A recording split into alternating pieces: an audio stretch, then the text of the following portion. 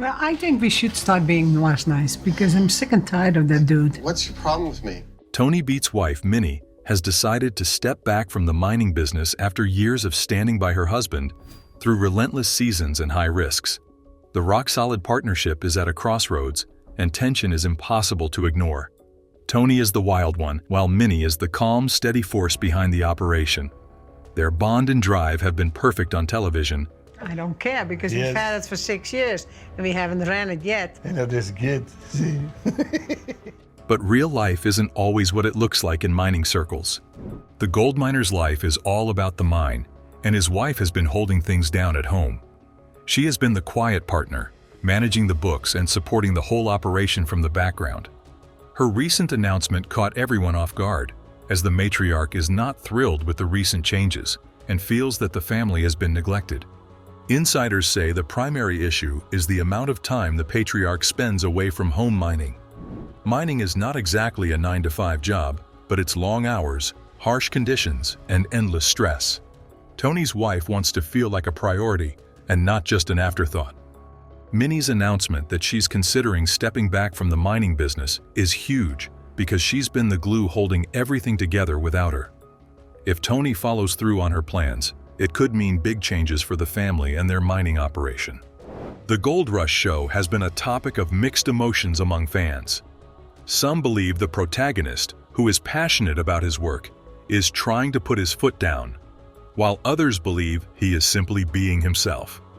The show's dynamic nature could be affected by the departure of the Beets family head, who has played a significant role in the family business.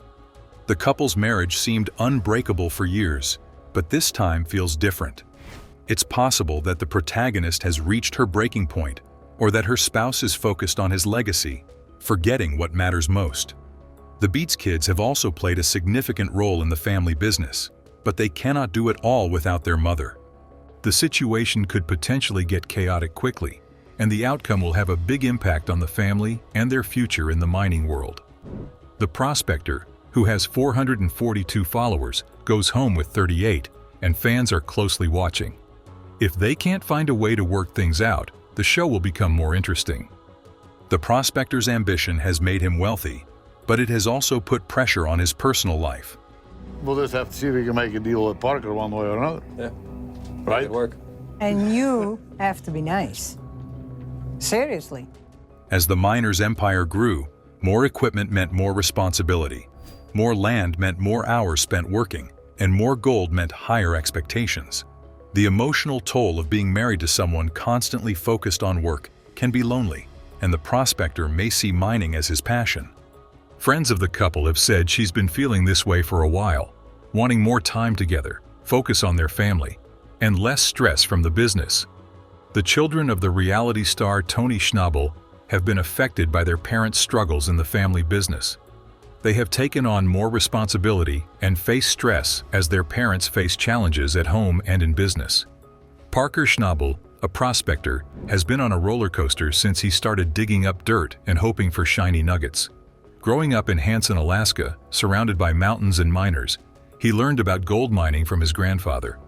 When his mentor passed away, he took over the family business at the age of 16 and made a deal with Tony Beets, gaining access to some of the best land around. Before turning 25, he had pulled in millions of dollars worth of gold. The reality star's fame and fame were not as perfect as they seemed. Mining is not just about finding gold. It's about risking everything to get it. The hard worker faced non-stop stress and the weight of high expectations. His personal life also became a train wreck, with Ashley Uli, a veterinary nurse from Australia, working alongside him during the 7th season of Gold Rush. The endless work hours, harsh conditions, and constant stress put a strain on their relationship, and by 2017, they called it quits. The young boss admitted he wasn't the best boyfriend. The story revolves around a gold miner named the Gold Seeker. Parker doesn't give me any slack being his girlfriend. When we're working, he just treats me like another crew member. I like it that way. Who faces financial ruin after being betrayed by someone close to him. This betrayal is not just about the money, but also personal trust, which is rare in the mining world. The leader learned the hard way that not everyone can be trusted, And losing money on a bad claim is one thing, but getting betrayed by someone close is a whole different level of hurt. Despite the massive hit, the gold seeker kept his crew together, paying them even when it didn't make financial sense. This loyalty shows how much he values his team, who are not just employees, but the backbone of his operation. The story is not just about mining, but about navigating a world where every move is a gamble. The gold hunter's passion for the thrill of the hunt and the idea that the next big find is just around the corner keeps him going even when the odds are against him. The story is about navigating a world where every move is a gamble, and the gold hunter's journey is not just about the money, but also about the passion and dedication of his team. The series follows the story of a miner prospector named Parker, who faces financial and emotional challenges in his pursuit of gold. He is determined to rebuild his trust in the people around him and continues to push forward in his pursuit of gold. In Season 4, Parker leases a claim at Scribner Creek in the Klondike, which leads to the hauling out of over 800 ounces of gold. This sets him apart from Todd Hoffman, another miner on the show, who had a record of about 800 ounces for a single season. In Season 5, Parker's crew pulls out over 2,500 ounces of gold, worth close to $3 million. The next year, they dug up more than 3,300 ounces, valued at nearly $3.5 million. However, the stakes become higher as the mining industry becomes more risky. I bet there's probably 5 feet in here at least of waste. Because some areas down here I've run into like 8 feet of that big coarse rock, right? In Season 9, Parker spends $15 million on new land at Dominion Creek, which does not entirely cover his costs. The challenges faced by Parker include financial mining, physical demandingness, emotional draining long hours, tough conditions, and constant stress.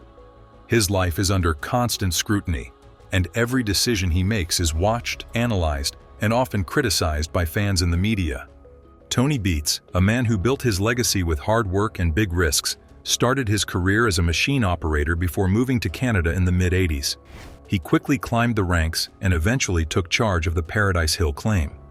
Beets' determination and relentless drive earned him a reputation as one of the best in the game, with his sites including Tamarack and Paradise Hill becoming some of the most productive in all of Canada. Gold Digger, a seasoned prospector, gained fame when he joined the cast of the hit show Gold Rush in its second season. Initially, he was supposed to give advice to another miner, Todd Hoffman, but his straight-talking style and quick thinking made him a standout. He became one of the Stars fans' favorite characters, with his trademark red beanie and colorful language. One memorable part of his story is his relationship with Parker Schnabel, a younger miner who acted as a tough love mentor to Gold Digger. Their interactions made for great television, with respect rivalry and occasional clashes of egos. Gold Digger's hard-nosed approach often contrasted sharply with Parker's more energetic, youthful style. However, his career has not been smooth, with one of the most infamous moments being the Viking funeral in 2017. The stunt led to pollution charges under the Yukon Waters Act, which affected his public image and mining operations permits. Despite the controversy, Gold Digger continued to push forward. Probably still like 15 feet to bedrock, it looks like.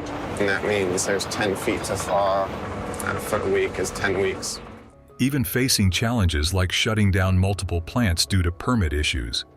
In Season 5, he decided to relocate an old 75-year-old dredge, which turned out to be a game-changer, processing thousands of gallons of water per minute, allowing his team to mine more gold at a lower cost. His willingness to take such risks is what sets him apart in the mining world. The Beets family, including their husband Minnie, their children Monica, Kevin, and Mike, have played a significant role in their business success. Monica, born in 1993, grew up in the mining industry and learned the ropes from her father. Kevin, born in 1988, has a deep understanding of mining processes and is a trusted member of the crew. Mike, born in 1990, is also heavily involved in the family business, known for his dedication and hard work. Together, they form a tight-knit team, each playing a vital role in their ongoing success. The Beets family's pursuit of gold legacy is driven by passion and dedication. and they are committed to finding ways to adapt and move forward in the face of challenges.